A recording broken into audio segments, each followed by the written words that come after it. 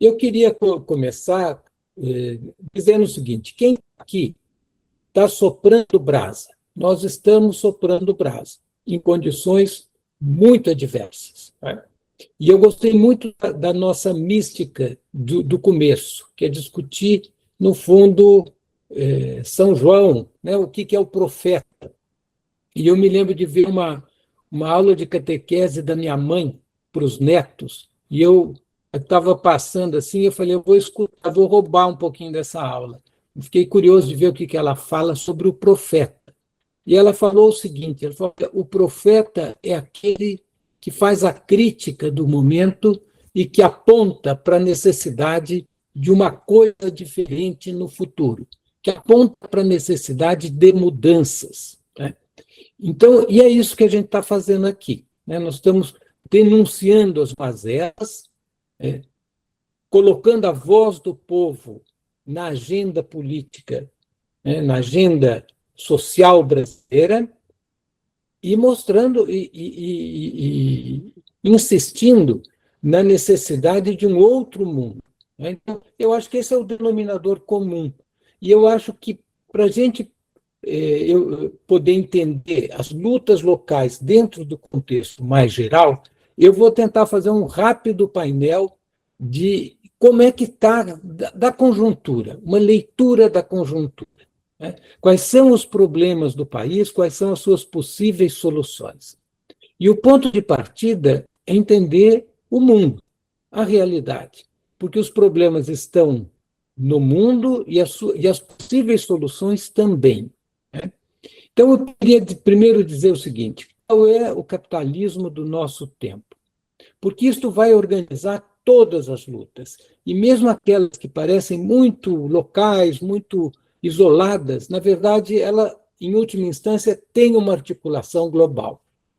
Então, nós estamos vivendo um momento muito grave da humanidade, que todo mundo, de uma maneira ou de outra, percebe, e que nas próprias falas apareceram, né? O depoimento do companheiro do Mato Grosso, né, alertando para o fim do Pantanal, quer dizer, não é uma pequena coisa, é um desastre completo, né? Os companheiros do Nordeste, né, vendo o capital destruindo do norte, né, destruindo a Amazônia, e em cada canto que a gente for pegar, a gente está vendo a destruição do capital, né? E essa destruição é uma destruição do capital na sua crise estrutural, ou seja, é um capital em declínio, é um capital em decadência. E o capital em decadência, ele fica mais violento. Ele é um capital que tampa um buraco, cavando um buraco maior ainda. É o capital da catástrofe. E essa catástrofe, ela está em curso, né? E ela assume duas formas básicas que a gente está vendo no dia a dia. De um lado, é a barbárie capitalista, né? É a barbárie capitalista que, no fundo, é a ganância atropelando as sociedades, atropelando a cultura, atropelando a juventude, a mulher, atropelando quem tiver na frente, né? E atropelando de maneira muito evidente os indígenas, né? Os setores mais débeis, esses que se articulam em torno dos excluídos, né? Do greto dos excluídos, né? E, por outro lado, nós estamos vendo o colapso ambiental. Não é mais uma crise ambiental, é um colapso ambiental, né? Então, nós estamos assistindo fenômenos no mundo inteiro que são gravíssimos e que vão num crescendo. Então, este é o capitalismo que a gente está vivendo, né? Então, a vida está difícil para todos os povos, né? E principalmente para quem é, né? Para a classe trabalhadora, para as classes subalternas. Bom, qual é a cara da crise capitalista, da crise estrutural do capital no Brasil? Na América Latina, mas vamos ficar no Brasil. É o que eu chamo de reversão neocolonial. O que é uma reversão neocolonial? É o aborto do Estado Nacional. E isso é grave, porque o que é o Estado Nacional? O Estado Nacional é uma estrutura de comando do capital, mas que no capitalismo ascendente, dava à sociedade alguma capacidade de se proteger do próprio capital, né? Então, o Estado ele é, de um lado, um sistema de dominação para garantir e reproduzir a relação capital-trabalho, né, a exploração, mas, de outro lado, o Estado era um instrumento de proteção da burguesia contra as taras do burguês. Era para conter o capital. Bom, este segundo aspecto entrou em crise. E, portanto, no caso do Brasil, nós estamos assistindo um aborto do Estado Nacional, que se apresenta como uma degradação progressiva de todo o caráter democrático, republicano, nacionalista do Estado Nacional. Então, todas as conquistas democráticas, republicanas, nacionalistas do povo brasileiro estão sendo ameaçadas, estão sendo desarticuladas. Então, é um momento gravíssimo. Por isso que as coisas não funcionam, né? Bom, e qual é então, entender o nosso tempo é entender o movimento da crise estrutural do capital. Bom, e qual é o nosso momento? Nós estamos numa mudança de qualidade dentro da crise estrutural do capital. E eu creio que todo mundo intui isso. E eu acho que o povão, intui isso de maneira muito clara. Então, guerras, eventos climáticos extremos, desigualdade gigantesca no mundo inteiro, não só aqui, né? Falta de compostura, esta, né, classe dominante Epstein, que aqui no Brasil a cara de Vorcaro, né? Tudo isso não é normal, né? Tudo isso fugiu do que já existia. Não é que seja novo, mas é o tamanho, é noutra proporção. Então, e isso está relacionado com a crise terminal da globalização multilateral. Os americanos reorganizaram o mundo depois da Segunda Guerra. E ganharam muito com esta reorganização. Mas este sistema se exauriu e os americanos percebem que isto não lhes convém mais. E isto está relacionado com a emergência da China, né? Então, eles estão reorganizando o mundo, mas eles estão reorganizando o mundo não mais com base num acordo, que é sempre um acordo desigual, mas tinha pelo menos alguma regra. Agora, eles querem reorganizar o mundo de maneira unilateral. Então, é este o mundo que a gente está, concreto. E isso, quando vem para o Brasil, vem para a América Latina e para o Brasil, vem com muita brutalidade, né? Que é a chamada corolário Trump para a doutrina Monroe. Nós vimos, né, isso de maneira, como o tempo é curto, né, a agressividade dos americanos na Venezuela, né? Quer dizer, é uma coisa maluca. Eles tiraram o presidente, prenderam o presidente e transformaram a vice-presidente numa espécie de títere, né, onde eles mandam tudo.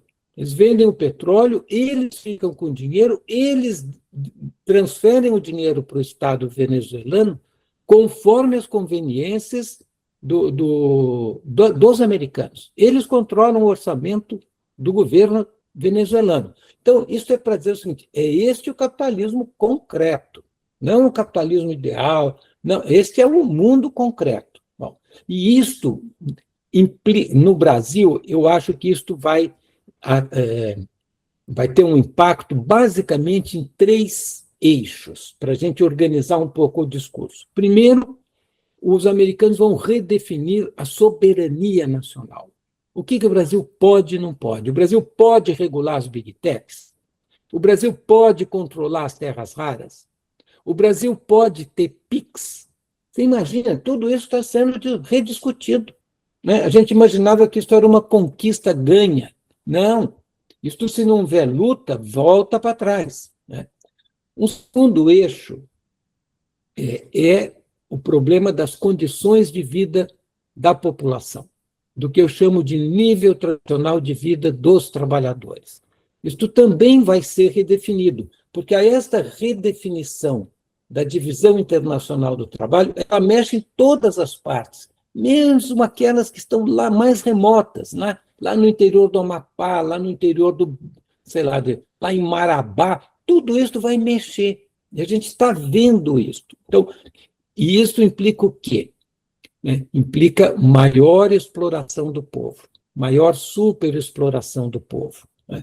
Então, já está sendo discutido um novo ciclo, para pegar só um aspecto disso, de ajuste fiscal. Então, né, a agenda da burguesia é: precisamos reformular o novo arcabouço fiscal. Para quê? Para melhorar para o povo? Não, para melhorar para o capital.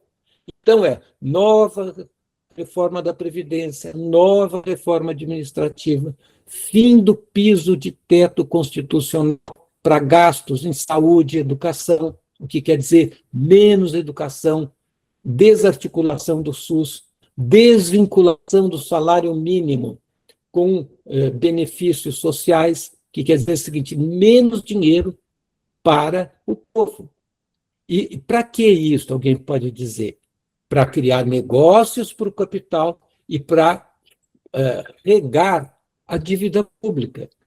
O Brasil gasta com dívida pública, por ano, praticamente o equivalente, um pouquinho menos, por enquanto, do que ele gasta com todo o gasto do INSS, todo.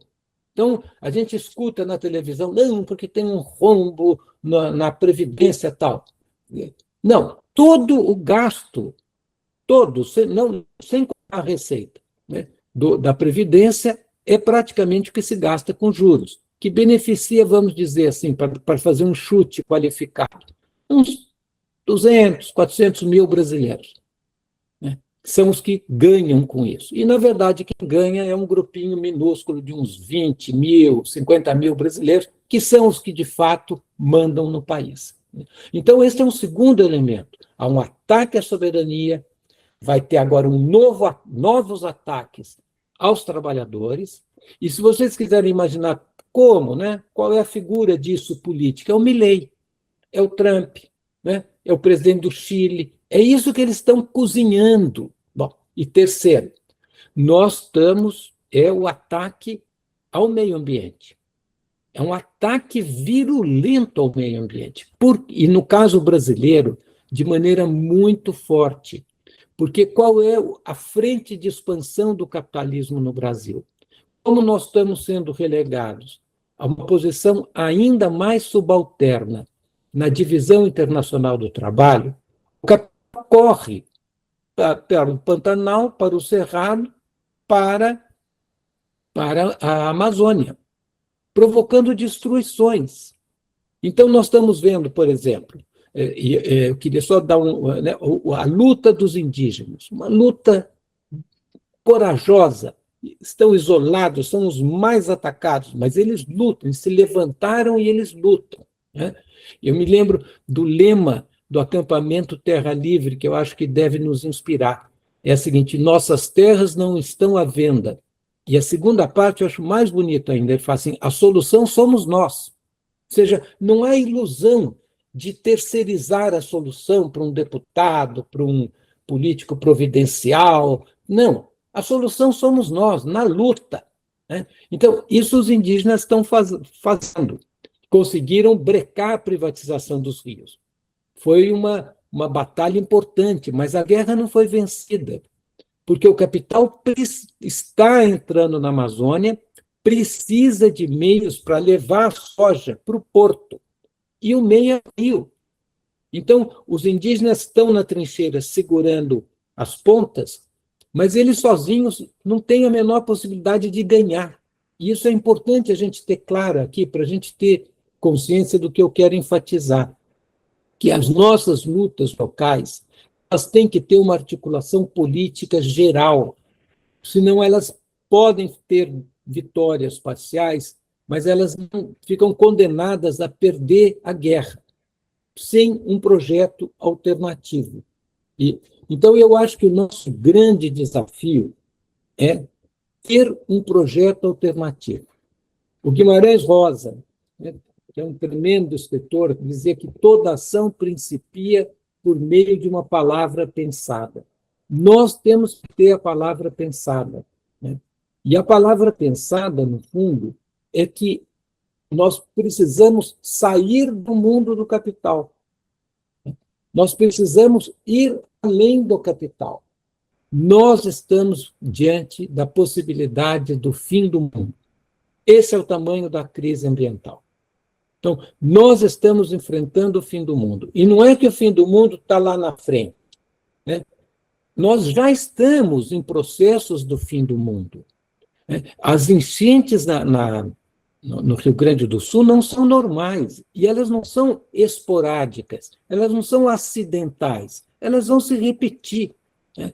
Os vendavais que estão arrancando casa, eles vão se repetir, vão se intensificar. Então, nós temos que colocar esta questão para a população, né, de uma maneira serena, mas indo à raiz do problema. E qual é a raiz do problema? É o capital, né? É o capitalismo. Então, nós precisamos sair do capitalismo com urgência. E é esta a palavra pensada que é boicotada do povo brasileiro, né? Não temos um projeto alternativo. Então, a luta política hoje no Brasil se polariza inteirinha na agenda da direita. Então, o primeiro desafio é colocar a agenda dos trabalhadores na ordem do dia. Agenda concreta, né? Então, por exemplo, reforma agrária, reforma urbana, e são mudanças que não se resolvem com políticas de Estado. Todo debate burguês é assim: o capital resolve tudo, isso é a ultradireita, né? Aí vem assim: não, tem que ter o Estado, é o Estado que resolve tudo. O problema é que a população já percebeu que nem o capital e nem o Estado resolvem nada, né? A nossa Constituição cidadã prometeu cidadania. Aqui vão à luta, cada um luta na sua fronteira, na sua trincheira, e daqui a 40 anos nos encontramos em Estocolmo. Passaram-se 40 anos e 90% da população vive na cidade do Haiti. Vive ganhando menos do que o salário mínimo constitucional calculado pelo Diese. Então, esse é o problema que nós temos, né? Nós precisamos, então, ter uma alternativa.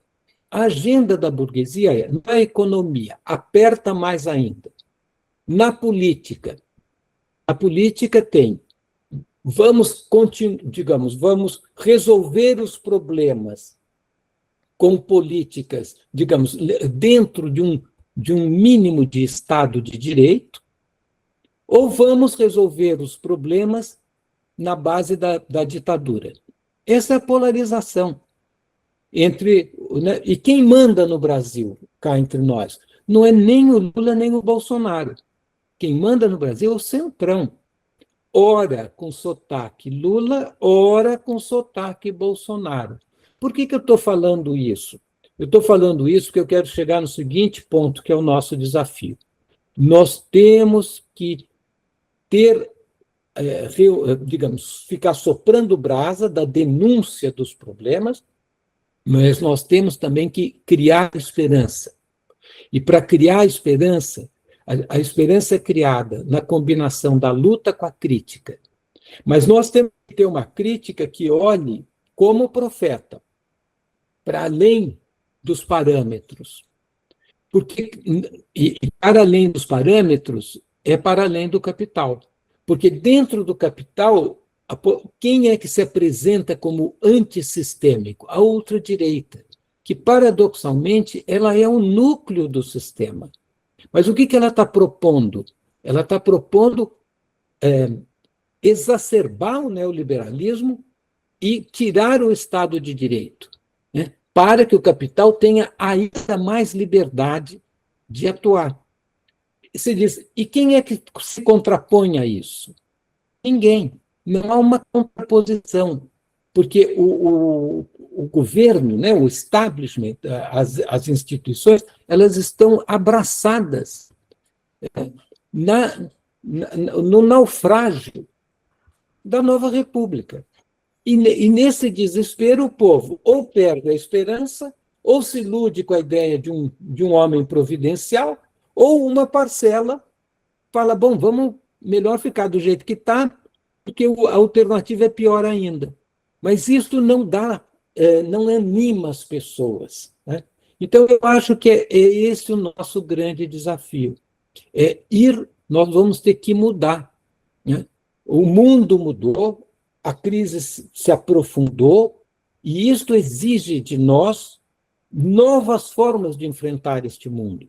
Aquela experiência vivida, né, no fim da ditadura, digamos, depois do massacre da luta armada, o povo se reorganiza, e montou, digamos, e teve uma trajetória de luta que foi legítima, que se manifesta no PT, na formação do MST, nos movimentos populares, tudo isso foi uma luta. Mas qual que era a ideia? Nós vamos resolver tudo isso ganhando espaços no Estado e fazendo políticas institucionais.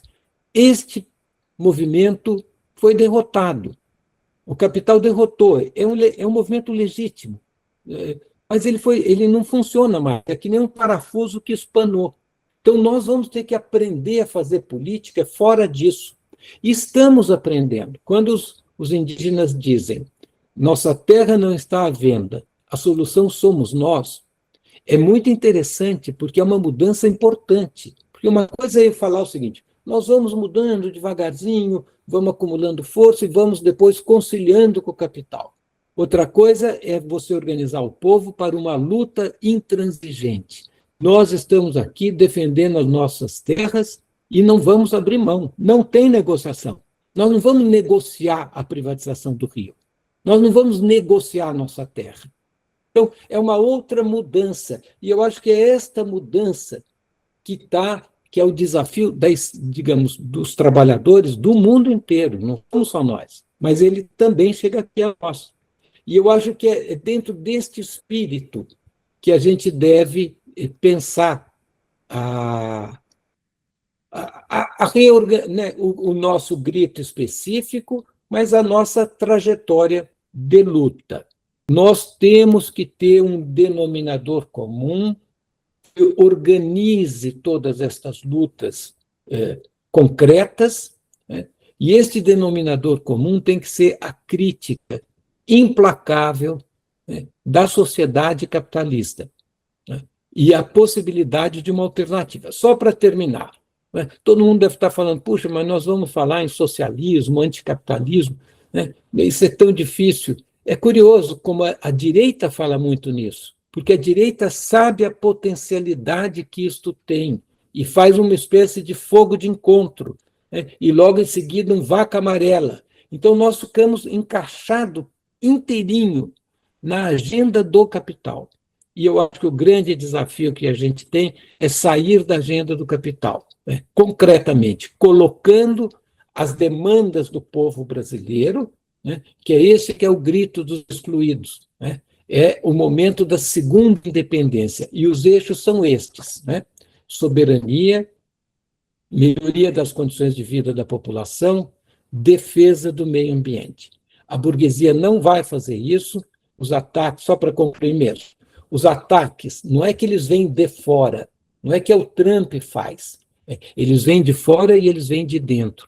Combater o imperialismo é combater o capital internacional, os Estados Unidos, mas o agronegócio, que é o latifúndio, né?